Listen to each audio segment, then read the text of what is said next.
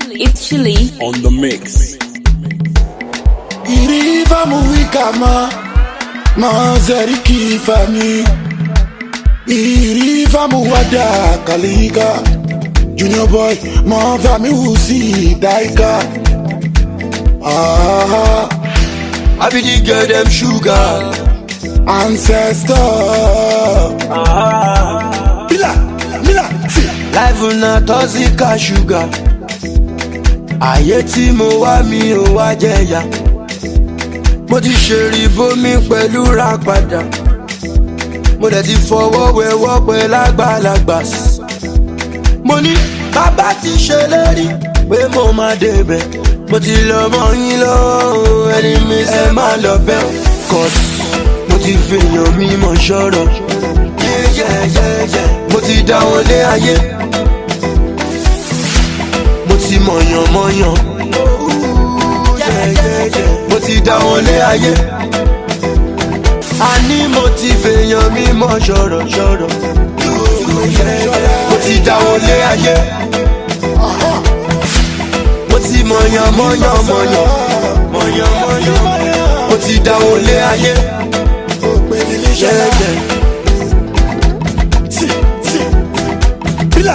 Mila, see.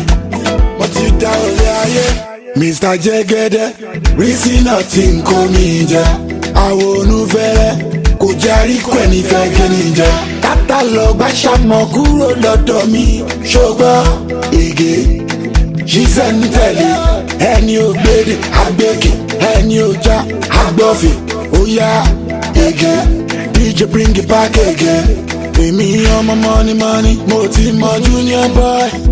Èmi ọmọ money, mo ti mọ GDS. Èmi ọmọ money, mo mọ Charles Lawal. Èmi ọmọ mọ̀yàn, coded. Mo ti fèèyàn mímọ̀ ṣọ́rọ̀. Mo ti dá wọn lé ayé.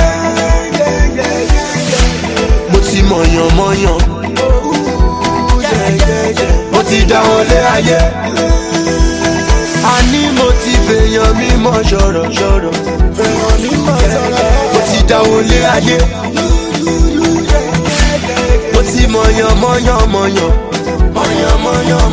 Mo ti dá wọn lé ayé. Ìdìbò pé ẹ̀yin tèmi pé kí ọba dé èlú o.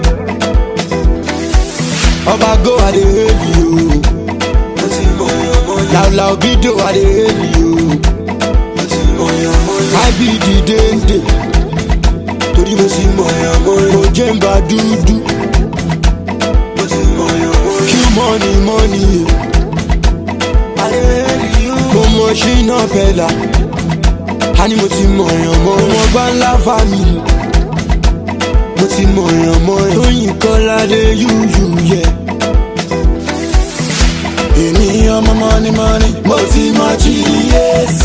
Èmi ọmọ money, mo ti mọ Charles Lawal. Èmi ọmọ money, Mo máa ló máa. èmi ọmọ money, Mo ti mọ Dr. Dre. èmi ọmọ money, Mo ti mọ Wesco. èmi ọmọ mọ̀yàn. Mo mọ Mad Fun. Bad boy anonymous. Ìjọba Sinsu. Ìdè kádà èèyàn small doctor. Túndé mọ́ àwọn olé ayé ni mí sẹ́. Ẹ̀yin tèmi àhẹ́lì o. Bísí ṣé wọ́n ló gbódò mi? Ọmọ ayé tó gbódò mi. Ó yẹ kó ti mọ synergy. Coded tó gbódò mi. Ó ti mọ synergy. Junior boy tó gbódò mi.